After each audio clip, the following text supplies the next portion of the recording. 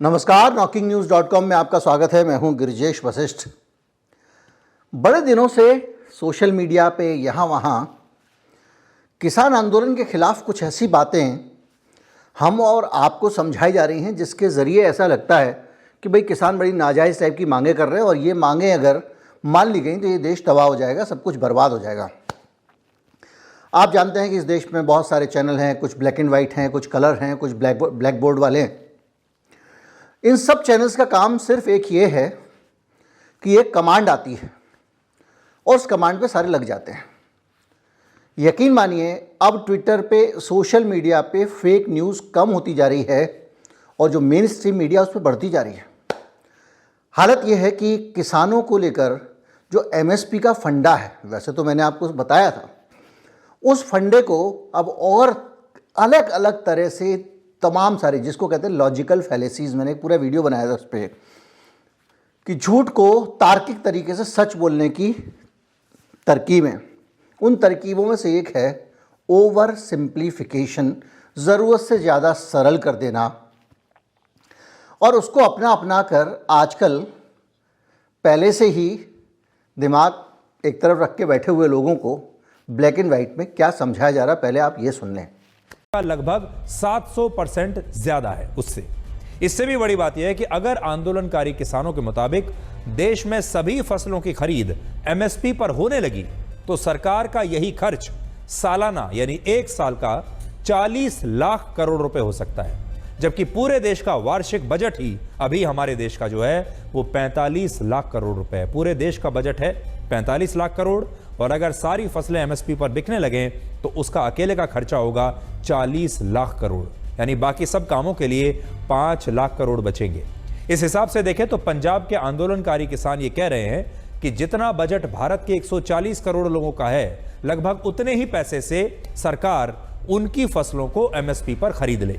और यहां बात सिर्फ इतनी नहीं है, भारत सरकार हर साल लगभग 10 से 11 लाख करोड़ रुपए एयरपोर्ट्स, फ्लाईओवर्स, एक्सप्रेसवे, अस्पताल, स्कूल वगैरह बनाने पर खर्च करती है। लेकिन सोचिए, अगर सरकार को किसानों की इन मांगों को पूरा करना पड़ा और इसके लिए 10 लाख करोड़ अलग से खर्च करने पड़े, तो क्या सरकार इन नए स्कूल, अस्पताल, एयरपोर्ट, सड़कें और इंफ्रास्ट्रक्चर पर यह खर्च कर पाएगी? इस वीडियो में सुधीर चौधरी साहब समझा रहे हैं आपको। वैसे तो ये लंबा प्रोग्राम है, तो इसमें जो इन्होंने मूल बात समझाई वो ये समझाई है कि अगर सरकार ने एमएसपी से भुगतान कर दिया तो बेटा गए। कैसे गए? क्योंकि सरकार के पास देश भर में टैक्स के जरिए दूसरी जगहों से जो पैसा आता है, जितना सरकार का टोटल बजट होता है, उस बजट को पूरा का पूरा 5 लाख करोड़ छोड़ के किसानों को दे देना पड़ेगा। तो इतने पैसे किसान को दे देगी सरकार, तो फिर ये हाईवे कैसे बनाएगी, ये कैसे बनाएगी, वो कैसे बनाएगी, ये सब ये समझा रहे हैं बैठ के शाम को प्राइम टाइम में। आज मैं आपको बताऊंगा घर के बाहर नंगे घूमने के तरीके और उसके फायदे, माफ कीजिए फायदे। ये उस तरह से अजीबोगरीब चीज़ों को भी जस्टिफाई करते हैं अपने कुतर्कों के साथ में। ये पहचान है इस शो की। तो साहब, ये जो इन्होंने एक कुतर्क दिया, अब इसको समझते हैं। सबसे पहले तो एमएसपी का इन साहब को मतलब ही नहीं पता और ये एमएसपी बतिया रहे हैं। एमएसपी की गारंटी क्या है? अगर एमएसपी, पहला सवाल, अगर एमएसपी कोई बहुत बुरी चीज़ होती है, एक मिनिमम सपोर्ट प्राइस कोई बहुत बुरी चीज़ होती है, ख़राब चीज़ होती है, तो सरकार एमएसपी की घोषणा क्यों करती है और एमएसपी लागू क्यों करती है? एमएसपी की घोषणा के पीछे मकसद ही एक होता है कि किसान की लागत पे इतनी कमाई, कम से कम फसल की कीमत उनको मिल जाए, इसकी कोशिश करना। किसान कह रहा है कि आप कोशिश तो करते ही हो, हर साल इसको घोषित तो करते ही हो, तो आप एक काम करो, एक कानून बना दो कि जो भी इससे कम में खरीदेगा उस पर कानूनी कार्रवाई होगी, जो ठगेगा। अब पिछली बार जब किसान आंदोलन हुआ था तो इन्हीं लोगों ने फैलाया था कि ये आंदोलन किसानों का नहीं है, ये आड़तियों का आंदोलन है। जो 3 किसान कानून है वो आड़तियों के लिए, आड़ती उसका विरोध कर रहे हैं। क्यों?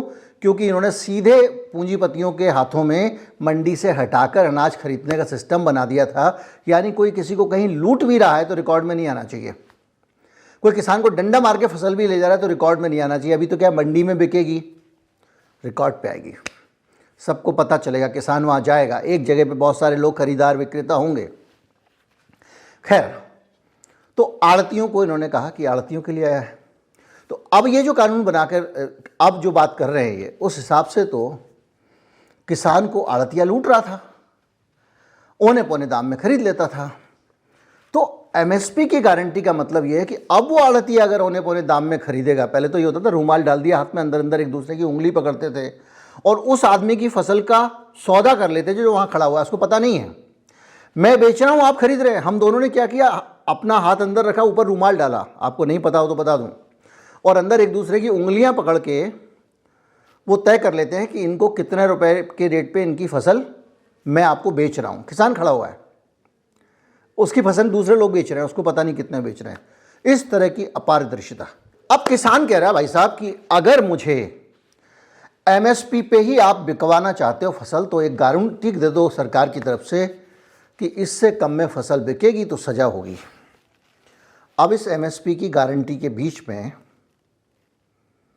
ये पैसा कहाँ से आ गया जो सुधीर चौधरी शाम को बतिया रहे हैं। उन सुधीर चौधरी को ऐसा लग रहा है कि इस पूरे देश में जितनी भी फसल है वो सरकारी खरीदती है। लगता है अडानी जी जो फसल खरीदते हैं उनको जो है सरकार मान के बैठे हुए हैं हमारे चौधरी साहब, या दूसरे उद्योगपति जो खरीदते हैं, या दूसरी बड़ी इंडस्ट्री खरीदती है, आईटीसी खरीदती है, बहुत सारी कंपनियां खरीदती हैं।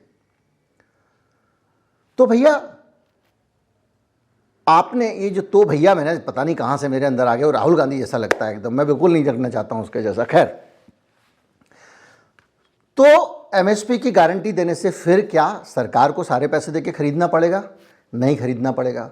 तो सुधीर चौधरी ये क्यों समझा रहे हैं? इसलिए समझा रहे हैं ताकि आपको ये कहा जाए कि सरकार को लूटने के चक्कर में है ये लोग, ये जानबूझ के ऐसी मांग रख रहे हैं सरकार पूरी न कर पाए, और जब नहीं कर पाएगी तो चुनाव में हराने के लिए प्रचार करेंगे। ये देशद्रोही हैं, विपक्ष की कठपुतली हैं, कभी कहेंगे खालिस्तानी है, कभी कहेंगे कुछ। अब आगे बढ़ते हैं। आप ये वो बताइए कि एमएसपी आने से क्या होगा। अगर आप एमएसपी लेकर आते हैं तो पहले एक चीज़ समझिए कि भारत में एमएसपी कितने लोगों को मिल पाती है। अगर सरकार ने एमएसपी की घोषणा की है और उस एमएसपी पे अमल अगर हो रहा है तब तो ठीक है।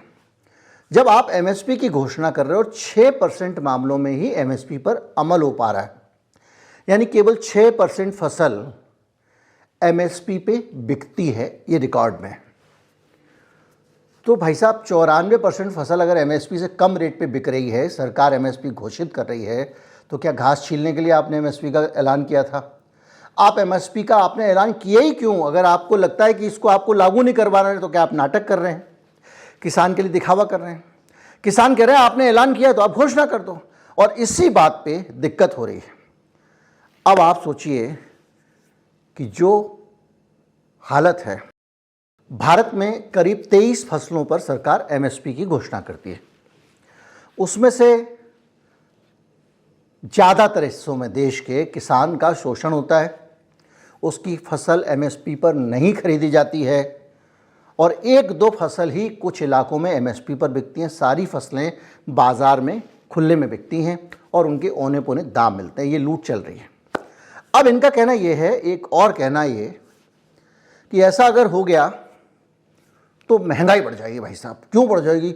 इतनी महंगी फसल खरीदोगे और बाज़ार में फिर वो और महंगी बिकेगी।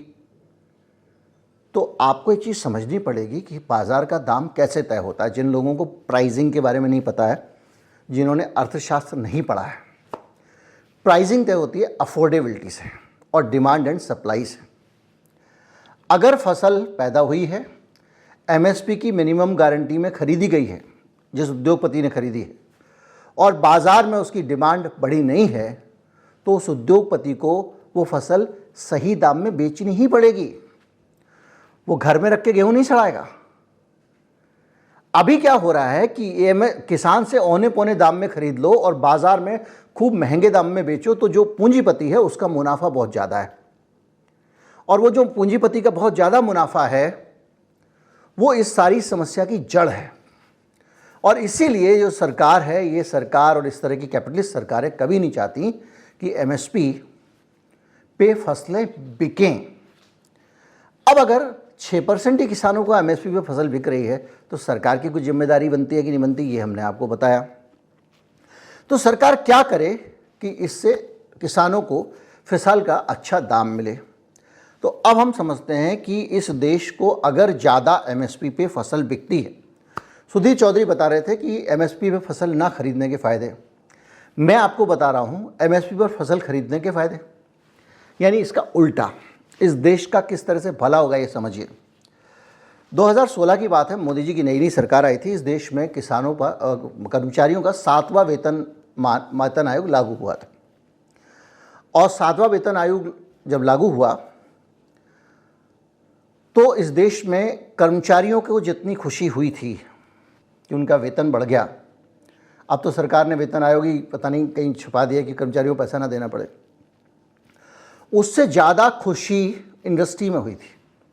मैं कुछ अखबारों के क्लिप लगा रहा हूँ। ऑटोमोबाइल इंडस्ट्री कह रही है कि अब हमारे को बहुत ज़रूरत थी इस तरह की, इससे इकोनॉमी बूस्ट कर जाएगी। अलग अलग इंडस्ट्री कह रही है मार्केट बूस्ट कर जाएगा। और इसलिए कह रहे हैं कि मार्केट बूस्ट करेगा क्योंकि उसमें यह होगा कि जो कर्मचारी है उसके पास जब ज़्यादा पैसा आएगा, उसको ज़्यादा वेतन मिलेगा, तो वो चीज़ें खरीदेगा तो इंडस्ट्री चल पड़ेगी। इंडस्ट्री चलेगी तो उत्पादन बढ़ेगा। उत्पादन क्या है? जीडीपी। पूरे देश के उत्पादन को जोड़ लो, जीडीपी हो गया। और क्या जीडीपी है? तो इस देश की, और जीडीपी बढ़ने का मतलब ही इकोनॉमी बढ़ना होता है और कुछ नहीं मतलब होता। तो अब आप सोचिए, केवल महंगाई भत्ता बढ़ा था और कितने लोगों का 7वां वेतन आयोग आया था, तो ना कुछ 4% आबादी का, कर्मचारियों की संख्या 4% है। उनका वेतन बढ़ने से इस देश की इकोनॉमी बूस्ट होने वाली थी।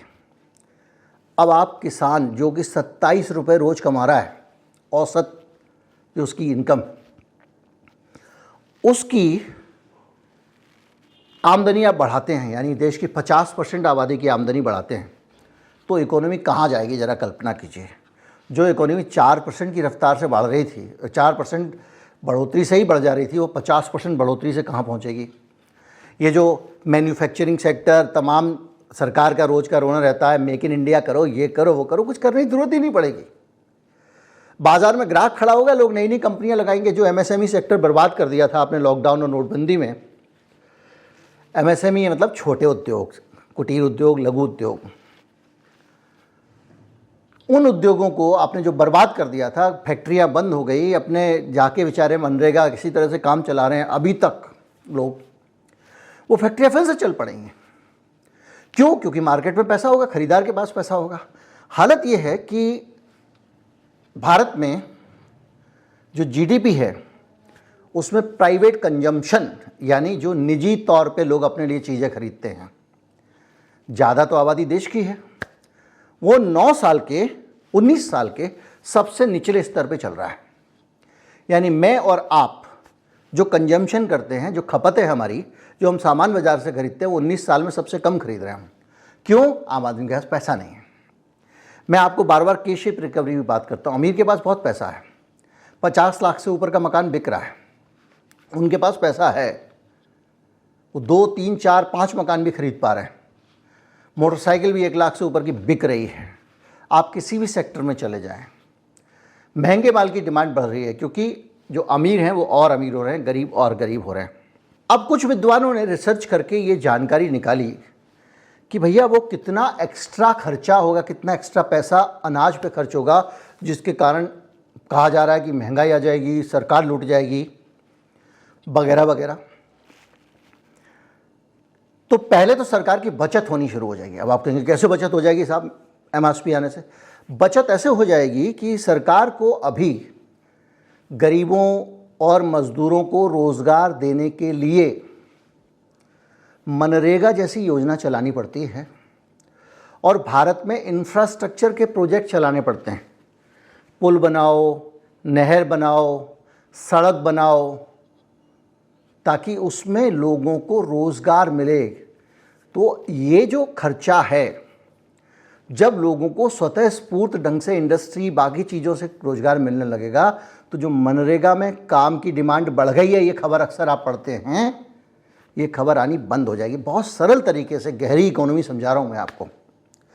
सरकार का जो खर्चा है उस तरफ वो कम हो जाएगा, क्योंकि एमएसपी पे सामान बिकेगा और उसको बिकने से इकोनॉमी ग्रो करेगी। अमेरिका के बारे में सोचिए, यूरोप के बारे में सोचिए, उनके यहाँ सब चीज़ बहुत महंगी है, लेकिन लोगों की कमाई भी बहुत ज़्यादा है, इसलिए वो महंगाई कहीं पता नहीं लगती है, उनका जीवन स्तर बेहतर है। भारत में कमाई कम है और उसी अनुपात में कीमतें भी कम हैं, तो इसलिए समृद्धि पता नहीं लगती और गरीब आदमी पिसा जा रहा है। हालांकि अमेरिका में भी गरीबों का बहुत अच्छा हाल नहीं है। अभी हाल में एक नामी अखबार ने अपने लेख में पहले पन्ने पर लिखा कि लोग अपनी आर्थिक स्थिति को सुधारने के लिए अपना ब्रेकफास्ट स्किप कर सकते हैं, यानी एक खाना कम खाओ तो शायद आपकी आर्थिक स्थिति में कुछ सुधार हो। वॉल स्ट्रीट जर्नल का हेडलाइन तक। खैर, तो ऐसी हालत में जो किसान को जो पैसा अब बढ़ के मिलेगा उसकी गिनती की गई कि स्वामीनाथन आयोग की बात हो रही है, लागत का 1.5 गुना, उसके हिसाब से एमएसपी दी जाए तो किसान का क्या होगा, एक बड़ा सवाल है। और ख़ास तौर पे सरकार का क्या होगा, जिसको कहा जा रहा है लूट जाएगी। इसका जो कैलकुलेशन आया है वो कहता है कि 2,28,000 करोड़ रुपए अधिकतम खर्चा होगा इस पर। 2,28,000 करोड़, वो कितना है, जीडीपी का 1.3% और केंद्रीय बजट का 8%। यानी आप 8% पैसा केंद्रीय बजट का खर्च करके इस देश की पूरी अर्थव्यवस्था को चमका सकते हैं। और ये जो 8% यहाँ खर्च करेंगे ये टैक्स के रूप में, क्योंकि अब सारी इंडस्ट्री आपकी ग्रो करेगी, आपके कारोबार सारे बढ़ेंगे, तो सरकार के पास वापस आ जाएंगे। ये भी नहीं कि ये चले ही जाएंगे, क्योंकि इकोनॉमी में हर चीज़ का एक साइकिल होता है। और इसी तरह से 42% जो खेती कृषि कामगार मतलब किसान और मजदूर, उनका खर्च कोई बड़ा हो नहीं जाता है। तो अब ये पूरा का पूरा सीन जो बन रहा है वो ये बन रहा है कि एक फ़ायदे का सौदा है देश के लिए, समाज के लिए। लेकिन सरकार, आप सोचिए वो जो चिप बनाने का प्रोजेक्ट आ रहा था, जिसको गुजरात में ले गए चीन के महाराष्ट्र से, महाराष्ट्र के नेता बल बेशर्मी से बीजेपी में शामिल हो रहे हैं, मोदी जी बाकायदा उसको लेकर गए, जिसमें चिप बननी थी, जो फॉक्सकॉन के साथ बन रहा था। अनिल मित्तल या कुछ इंडस्ट्री का नाम मैं भूल रहा हूँ, सिर पे बाल कम है, जाने माने दुनिया के अमीर आदमी हैं। तो साहब उनको ज़मीन, सब्सिडी, पता नहीं क्या क्या दिया गया कि आप भारत में माइक्रोचिप बनाओ, और उसके बावजूद वो कह रहे थे कि नहीं हमको सब कुछ दो, हम तो फ्री में केबल बनाएंगे, सरकार पैसा दे। इस बात पे जाके मामला अटका। मैंने वो पूरी आपको डिटेल से उस पर वीडियो बनाई है। देखिए, मेरे पास डेटा का बहुत ट्रैफिक होता है मेरे दिमाग में, किसी भी व्यक्ति के लिए इतना ध्यान रखना मुश्किल नहीं है। अगर मैं टीचर होता, एक ही किताब 8 साल पढ़ाता, तो मुझे सब उंगलियों पे याद रहता, भूल जाता हूँ फिर याद आ जाता है, ऐसी चलती है ज़िंदगी। खैर, तो अब अगर उद्योगपतियों को आप इतनी राहत दे सकते हो, इतना पैसा दे सकते हो, अडानी जी को आपने, इसको सारे उद्योगपतियों को छूट देते हैं, सबको देते हैं, ज़मीन सस्ती देते हैं, ये देते हैं, वो देते हैं, इंसेंटिव्स देते हैं, और यहाँ तक कि जो है वो प्रोडक्शन लिंक इंसेंटिव भी देते हैं कि आप जितना जितना अपने यहाँ उत्पादन करोगे, ये करोगे, सब दे रहे हैं उनको। अरे जिस आदमी के कारण उद्योगपति का काम बढ़ेगा उसको तो ध्यान नहीं दे रहे हो। और इस गरीब तबके पे ध्यान ना देने के कारण इस देश में जो हालत है वो ये है कि आज एफएमसीजी सेक्टर की डिमांड घुस गई है। 2-2 रुपए के पैकेट बना रहे हैं महंगी चीज़ों के, और वो पैकेट भी नहीं बिक रहे हैं। डिमांड की ग्रोथ रुक गई है, स्टैंड स्टिल हो गई है। एफएमसीजी सेक्टर घबराया हुआ है, इंसेंटिव्स दे रहा है डिस्ट्रीब्यूटर्स को, डीलर्स को, कंपनियां, बड़ी बड़ी हिंदुस्तान लीवर जैसी कंपनियां, कि भैया काम धंधा ठप पड़ा है, निकालो माल, तुमको इनाम देंगे, तुमको सस्ता देंगे। ये हालत है। और उस हालत के बीच में जब आपकी ये इकोनॉमी आपकी एमएसपी वाली आती है तो ये सारी इंडस्ट्री लहला उठेगी। याद कीजिए, जब आपने 2016 में 7 पे कमीशन में इसको बूस्टर कह दिया था। तो ये तो बहुत बड़ा बूस्टर होगा। तो ऐसी सारी स्थितियों के बीच में अगर आप बात करें तो एक और चीज़ समझ में आती है। अब सवाल उठता है कि भैया सरकार क्या कर सकती है। जब डॉलर का दाम बढ़ता है तो सरकार क्या करती है? प्रधानमंत्री की नाक बचाने के लिए अपना ही छापा हुआ नोट आरबीआई बाजार में खरीद के लाती है डॉलर दे के, ताकि नोट की कीमत ऊपर रहे। क्योंकि नोट की कीमत गिरेगी तो एक्सपोर्ट बढ़ जाएगा भारत का बहुत ज़्यादा, और जो इंपोर्ट होता है विदेशों से जो माल आता है, अंतर्राष्ट्रीय बहुराष्ट्रीय कंपनियां जो भारत में माल भेजती हैं उनकी बिक्री कम हो जाएगी, उनको तकलीफ नहीं होनी चाहिए। इसके ऊपर ऐतराज़ किया किसने? IMF ने ऐतराज़ किया कि भाई साहब ये आप क्या कर रहे हो, आपने अपना डॉलर महंगा कर लिया, आपने रुपया महंगा कर लिया, अब उसके बाद क्या हुआ? बाकी जगहों की तो मुद्रा गिरती चली गई नेचुरल तरीके से। अब वो मार्केट जो हैं उनका एक्सपोर्ट बढ़ गया, लोग उनसे सामान मंगा रहे क्योंकि उनका सामान सस्ता पड़ रहा है डॉलर वाले। हमारे एक्सपोर्ट की जो ग्रोथ होनी थी उस पर असर पड़ा, लेकिन ये एक अलग विषय है। लेकिन सब एक दूसरे से जुड़े हुए हैं।